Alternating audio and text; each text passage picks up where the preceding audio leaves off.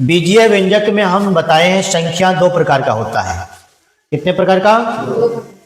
दो प्रकार का संख्या होता है बताए हैं। जिसमें कहते हैं एक होता है चर संख्या और दूसरा होता है अचर संख्या। चर संख्या और दूसरा होता है अचर संख्या। चर अचर।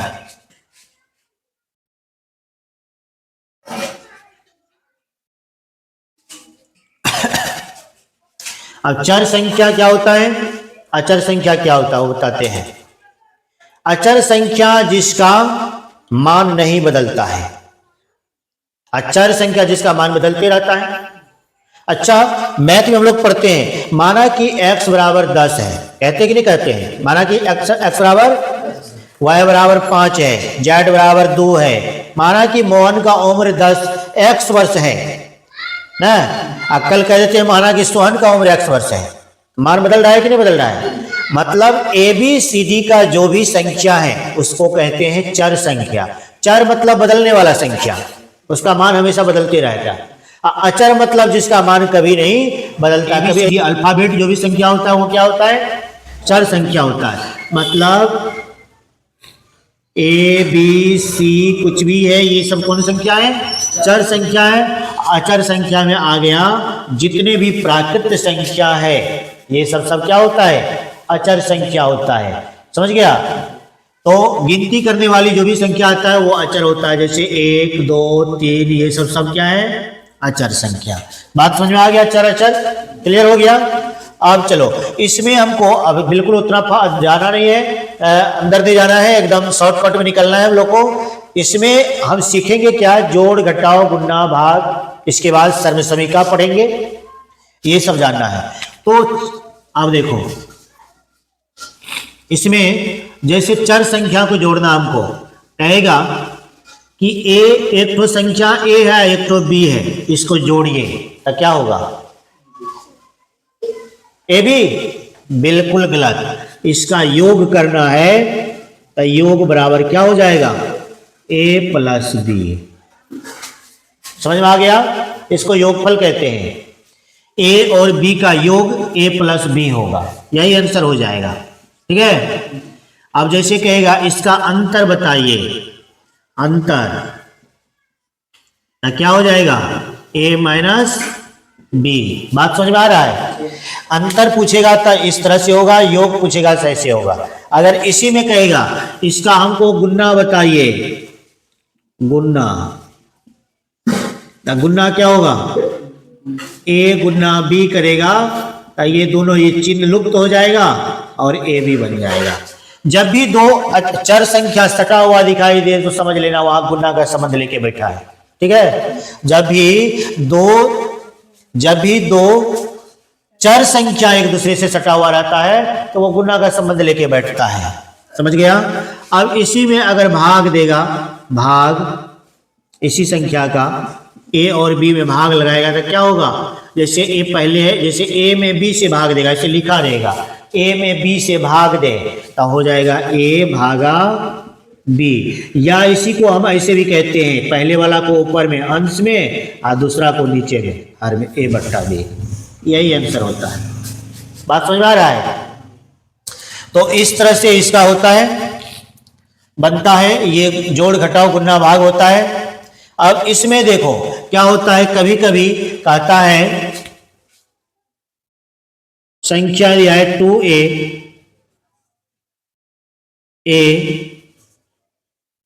और यहां पर लिख दिया है 3A। अब कहेगा जैसे इसको जोड़ो। ठीक है? अब इसमें देखो क्या हो गया, चर अचर दोनों है। तुमसे पूछेगा कि अच्छा ये बताओ A कितना पीस है? यहाँ पे इसमें 2 पीस, इसमें 1 पीस, इसमें 3 पीस है ना जी।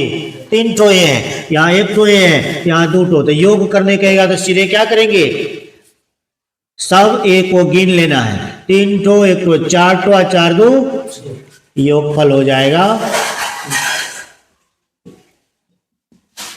6A।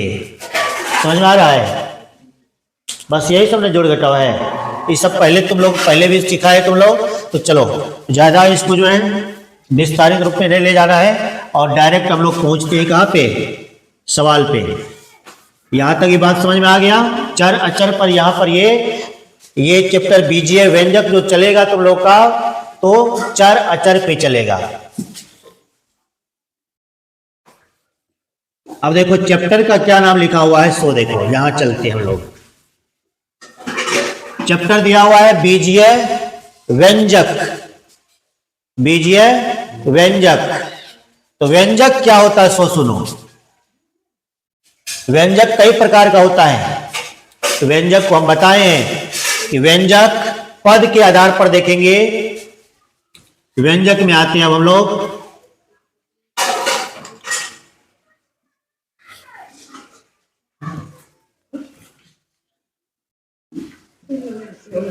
व्यंजक किसे कहते हैं। सबसे पहले ये जान लो, दो या दो से अधिक पदों के मेल से जो पद बनता है वो व्यंजक होता है। समझ गया। जैसे देखो अब ये एक पद है, पद जो बनता है, अब कहेगा पद क्या होता है, ये भी तो पूछेगा पद क्या होता है। कहते हैं दो या दो से अधिक पद को जोड़ते हैं तो व्यंजक बनता है।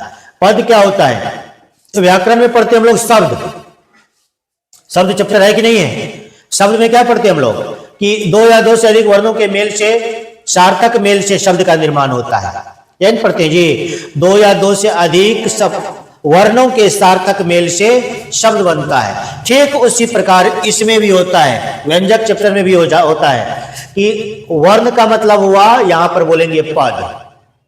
दो या दो से अधिक पदों के मेल से जो पद बनता है उसको कहते हैं व्यंजक। आया व्यंजक में हमेशा चर और अचर, पद में हमेशा चर अचर दोनों संख्या होता है। जैसे कहेंगे, अब कहेगा पद क्या होता है, तो देखो पद क्या होता है। अब जैसे यहां ए लिखे, तो अभी हम क्या बताएंगे, पद में हमेशा चर और अचर दोनों संख्या होता है। चर और अचर दोनों संख्या होता है। क्या इसमें दोनों संख्या है। जैसे यहां लिखे ए, क्या दोनों संख्या है, नहीं ना है, लेकिन हम कहते हैं इसमें दोनों संख्या है, छुपा हुआ है। समझ गया। चर अचर दोनों संख्या है, पद में चर और अचर दोनों संख्या रहता है। तो कहेगा कहां है, तो एक छुपा हुआ है। समझ गया। कौन छुपा हुआ है, एक को लिखा नहीं जाता। अच्छा ये नहीं लिखा रहेगा तब तुमसे पूछेगा कितना ए है बताओ, तो क्या कहेगा, एक तो ए है। यहां पर पूछेगा अब इसमें बताइए कितना ए है, तब क्या कहेगा, तो दो ठो कहेगा कि नहीं कहेगा। तो यहां कहेगा दो ठो, यहां कहेगा एक ठो, यहां एक ठो, यहां दो ठो। तो एक ठो है तब ना एक कर रहा है, यहां एक है तब ना एक कर रहा है जी, मतलब एक छुपा हुआ है। जब एक तो ये है तो तुम्हें जरूरी है कहना एक ठो ये है, एक तो एक है। पूछेगा कोई तो बोल देंगे एक ठो ये है, नहीं तो क्या है, तो ए है। नहीं ना कहना है कि एक ठो ये है। कोई पूछेगा यहाँ क्या है, तो ए है। यहाँ रहेगा, यहाँ पर क्या है, तो 2a है। यहाँ पर फरिया आगे बोलना पड़ेगा 2a है। यहाँ पर क्या है, तो कहेगा ए है, क्योंकि एक ठो है तो कौन कहेगा एक ठो ए है ना। तब जब तुमसे पूछेगा कै ठो ए है, तो फरिया आगे करना एक ठो ए है। बात समझ में आ रहा है। इसलिए एक हमेशा क्या रहता है, एक ठो एक जब रहेगा, जब चर संख्या एक ठो रहेगा तो एक नहीं लिखा रहेगा, वहां पे वो छुपा हुआ रहता है। ठीक है, तो यहां पर छुपा हुआ है। बात समझ में आ गया कि पद में हमेशा चर और अचर दोनों संख्या होता कि नहीं होता है। ये क्लियर हो गया। कोई भी संख्या लिखेंगे 5a 5x 2y 3z है कि नहीं है, 3z, सब में चर अचर आ रहा है, सब पद है, सब अलग अलग पद है। इस पद को कभी हमको जोड़ने कहता है, घटाने कहता है, व्यंजक बनाने कहता है। तो इसी पद के मेल से हम क्या बनाते हैं, व्यंजक बनाते हैं। इसी पद के मेल से क्या बनाते हैं, व्यंजक बनाते हैं। तो व्यंजक बनाओ, व्यंजक किसे कहते हैं, दो या दो से अधिक पदों के मेल से जो पद बनता है उसको व्यंजक कहते हैं ना। बात क्लियर हो गया। दो या दो से अधिक पदों के मेल से व्यंजक का निर्माण होता है। क्लियर हो गया। तो चलो अच्छा, व्यंजक हम क्या क्या लिख सकते हैं, तो बताओ क्या ये व्यंजक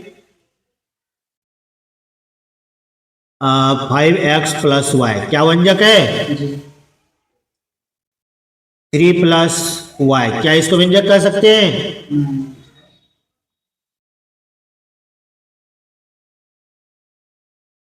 क्या ये व्यंजक है? इसमें कौन व्यंजक नहीं होगा ये बताओ? सब व्यंजक है। ये भी व्यंजक है, ये भी व्यंजक है, ये भी व्यंजक है। देखो, एक पद, दो पद, इसमें पहले चर वाला पद तब अचर वाला पद। अब ध्यान दो, यहां बता रहे हैं इसमें जो है, अब कहेगा कि अभी आप बताएं कि व्यंजक पद में हमेशा चर अचर दोनों दिखता है ना, चर अचर दोनों दिखता है। तो ये एक पद लेते हैं, यहां पर 3 है, बताओ 3 पद है या कि नहीं है? ये पद है, पद हो सकता है? ये नहीं हो सकता है। लेकिन हम ये दावा करते कि इसको हम पद बनाएंगे अभी, क्योंकि क्यों बनाएंगे? क्योंकि ये क्लियर है कि पद में चर अचर दोनों संख्या होता है ना। लेकिन यहां दिख रहा है सिर्फ चर संख्या, अचर संख्या, इसलिए कह रहा है कि नहीं है पद, है कि नहीं? लेकिन हम कहते हैं इसको पद है। कैसे पद है सो बताते हैं। तुम लोग को घातांक चैप्टर पढ़ाए कि नहीं पढ़ाए हैं? पढ़ाए हैं। और घातांक चैप्टर में तुम लोग को हम ये भी बताए हैं, किसी भी संख्या का घात अगर 0 हो तो उसका वैल्यू 1 होता है, बताए हैं। अब बताओ, मान लो कोई भी संख्या है, अब इसका वैल्यू कितना? जिसके माथे पर 0 आ गया बन गया 1। कितना बन गया? 1 बन गया।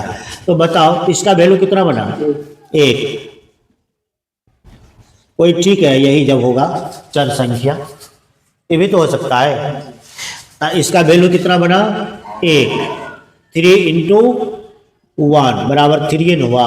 अब बताओ कि यहां इसमें चर अचर दोनों है कि नहीं है? है ना जी? आप बोलो इसको पद बोलेंगे कि नहीं बोलेंगे? आप बोलेंगे ना। इसीलिए ये भी पद है, आवश्यकता पड़ने पर दिखाया जाता है, तो हम इसको भी पद कहेंगे। ये भी पद है, ये भी पद है। हम बता देंगे पद का मतलब चर अचर दोनों रहना चाहिए। क्लियर हो गया? तो चलो, ये है, ये सब पद है। अब इसमें पद हमको कई प्रकार का पद पढ़ते हैं, ठीक है? एक पदी, द्विपदी, त्रिपदी, पद के हिसाब से।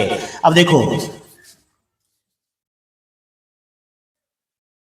पद के आधार पर व्यंजक, यहां से लिखना है, इसको लिखना है। ये बात समझ में आ गया? यहां से लिखना है। व्यंजक क्लियर हो गया कि क्या क्या होता है व्यंजक? अब पद के आधार पर व्यंजक क्या क्या होता है तुम लोग को पता है। वैसे भी कौन कौन लिख सकते हैं? एक पदी, दूसरा क्या होगा? द्विपदी व्यंजक,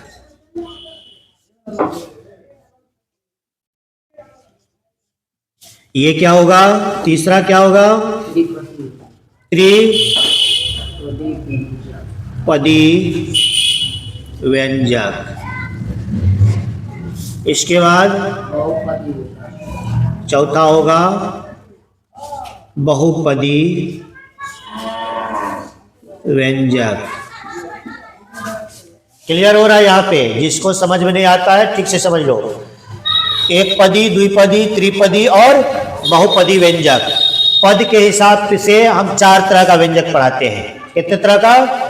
अब पद के हिसाब से तुम लोग समझ गया होगा कि व्यंजक कैसे बनेगा। कुछ बच्चा को ये समझ में आ गया होगा। जैसे एक पदी व्यंजक कहेगा जिसमें कितना पद रहना चाहिए? व्यंजक में एक ही पद रहना चाहिए। जैसे हम लिखेंगे 5x, क्या व्यंजक है? 3x व्यंजक है, 2y व्यंजक है, 7 व्यंजक है। क्या 7 व्यंजक है? व्यंजक है। देखने से तो नहीं लगता है, लेकिन हम अभी साबित करके दिखाए थे कि नहीं दिखाए थे? ये भी व्यंजक है, लेकिन ऐसे रखना नहीं है, कुछ क्लियर कर देना है। वो विशेष परिस्थिति में उसको व्यंजक साबित करते हैं ना। तो एक पदी हो गया। द्विपदी में तुम लोग लिख सकता है, क्या क्या हो सकता है? चलो हो गया ये भी। 5y - 1 3z + t, कुछ भी लिखो, 2 पद होना चाहिए ना। तो ये क्या हो गया? द्विपदी व्यंजक हो गया ना। कौन पदी व्यंजक हुआ? द्विपदी व्यंजक। अब पढ़ेंगे त्रिपदी व्यंजक। त्रिपदी व्यंजक में कितना पद दिखना चाहिए? 3 पद दिखना चाहिए। कितना पद दिखना चाहिए? 3 पद दिखना चाहिए। जैसे देखो लिखेंगे x plus Y plus Z, क्या ये व्यंजक है? 3 पदी हुआ कि नहीं हुआ बताओ? 3 पदी हो गया। अब देखो कहेगा 4y square minus 7x plus 2, कितना पद है इसमें? 3 पद। मतलब कुछ भी लिखो उसमें दिक्कत नहीं है, चिन्ह चाहे जो भी रहे कोई मतलब नहीं है, लेकिन पद कितना होना चाहिए? 3 तो होता, त्रिपदी हुआ ना। 3 पद से ज्यादा जो भी जितना पद हो जाता सब बहुपदी में आ जाएगा। ऐसे त्रिपदी को भी बहुपदी कहते हैं, समझ गया। लेकिन 3 पद तक तो नाम दे देते हैं, एक पदी, द्विपदी, त्रिपदी। और 3 पद से ज्यादा होता है 4 पदी नहीं कहते हैं, बहुपदी।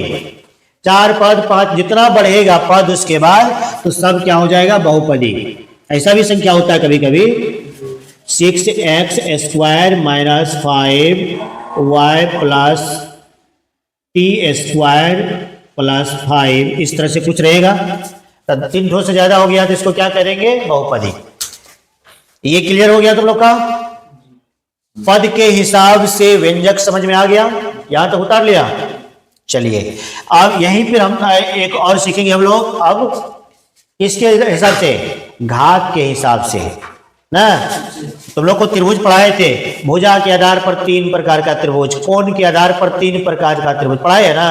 बस वही सब समझो ना, उसी टाइप का ये भी है, बिल्कुल आसान है। इसको मिटा सकते हैं आप?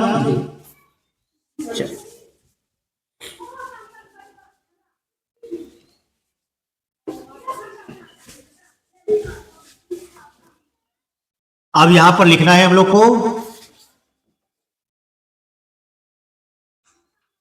घात के आधार पर व्यंजक। घात के आधार पर व्यंजक। देखो बस वही जो अभी पढ़े हैं उसी में, उसी हिसाब का ये भी है। यहां लिखेंगे एक घातीय है,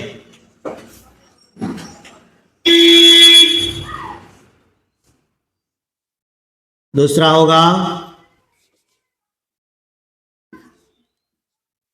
द्विघातीय व्यंजक, तीसरा होगा त्रिघातीय। वही है ये यहां पर घात के हिसाब से देखना है। 4 नंबर में होगा बहुघातीय व्यंजक। बिल्कुल आसान चैप्टर है, लेकिन जो बच्चा ठीक से नहीं समझता है तो उसको काफी कठिन बुझाता है। ठीक है, देखो एक घातीय व्यंजक में इसमें घात कितना दिखना चाहिए? 1।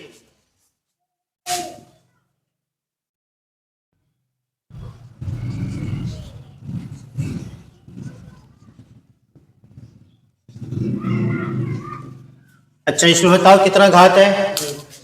कहीं घात दिखता नहीं है। तो जिसका कोई नहीं हो उसका कौन होता है? एक ईश्वर होता है, ऊपर वाला होता है जी, ईश्वर बुझता है ना। कोई नहीं तो एक तो वो संभालने वाला। तो यहाँ पर भी वही होता है, कोई नहीं है तो एक, कोई नहीं है तो एक, तो ये करेगा घात ना। तो इसके माथा पे कौन रहता है? एक रहता है। सबके माथा पर एक है, लेकिन एक कौन लिखने जाएगा? अभी तुरंत बताए थे हम कि एक जब रहता है तो एक को जब जरूरी पड़ेगा कोई पूछेगा तब बताएंगे, नहीं तो सीधे समझो एक है। तो इसका घात क्या है? जहां पर कोई घात दिखाई नहीं दे समझ लो वहां पर एक घात है। कितना घात है?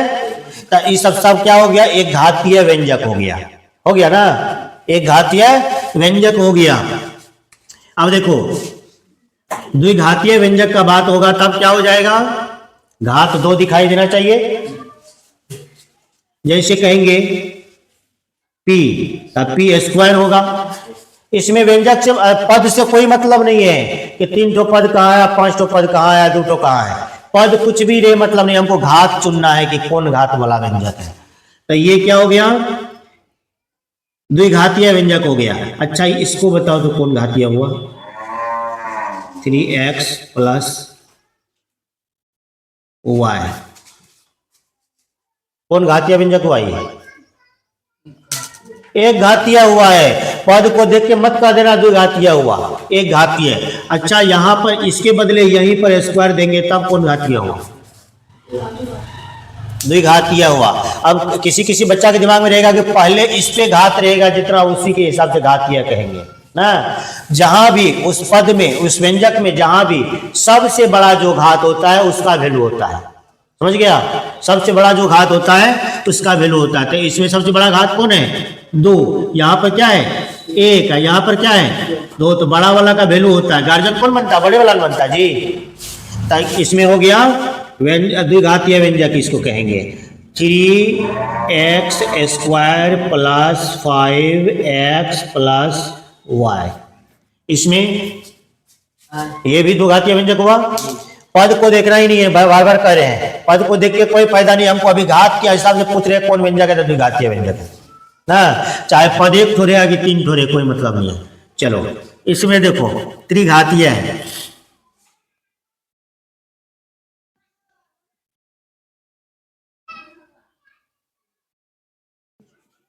क्या हो सकता है?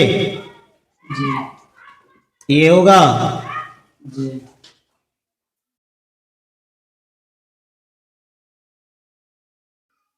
इस सब मतलब घात कितना होना चाहिए? दिखना चाहिए 3 दिखना चाहिए। अब उससे कम कुछ भी दिखे तो उसका वैल्यू नहीं होगा। जो सबसे बड़ा घात होता है उसका वैल्यू होता है। अब बहुघातीय में तो अब इसमें क्या लिखा जाए? कुछ भी लिख सकता है। 5x का पावर 5 प्लस 7x का घात 7 minus 2t square 7x plus 9 y का पावर 4 2x स्क्वायर। बताओ बहुघातीय व्यंजक हुआ ये। इसमें सबसे बड़ा घात कौन? 7। वैल्यू किसका होगा इसमें? 5 2 7 किसका होगा? 7 का। नाम इसके हिसाब से, लेकिन ये दोनों तो बहुघातीय ये हो गया ना। इसमें देखो वैल्यू होगा 4, 3 से ज्यादा हो गया ना, तो ये बहुघातीय हो गया। सिंगल रहेगा, एक तो रहेगा तब भी बहुघातीय में जाएगा, तब भी बहुघातीय होगा। घात 3 से ज्यादा होगा तो वो क्या होगा? बहुघातीय होगा। बात समझ में आ गया? यहां तक व्यंजक समझ में आ गया तुम लोग को? पद के हिसाब से, घात के हिसाब से समझ में आ गया? ठीक से समझ लिया? तो अब इसके बाद हम चलेंगे कहां पे? यहां तक समझ गया तो फिर हम लोग चलेंगे अब एक्सरसाइज पे। उसमें जोड़ घटाव जो भी होगा, भाग गुना, वो हम लोग बारीकी से सीखेंगे एक एक करके। ठीक है? तो यहां तक क्लियर हो गया। और जो भी सोशल मीडिया से जुड़े हुए जो है स्टूडेंट्स है, तो आप लोग भी शायद ठीक से समझ गए होंगे।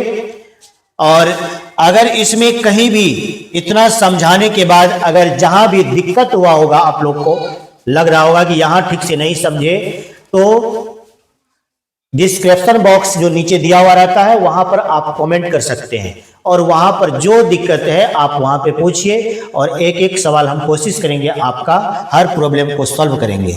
अगर चैनल से नए जुड़े हुए हैं तो वहां पर सब्सक्राइब कर लीजिएगा, और जो है घंटी को ऑल पे सेलेक्ट कीजिएगा, ताकि टोटल आपको एक एक वीडियो जो डाला जाएगा तो आप तक हर सवाल मिलेगा, और ये काफी कोऑपरेट होगा आप लोग को पढ़ने में। तो चलो अभी जो है कितना मिनट का हुआ? ये आधा घंटा।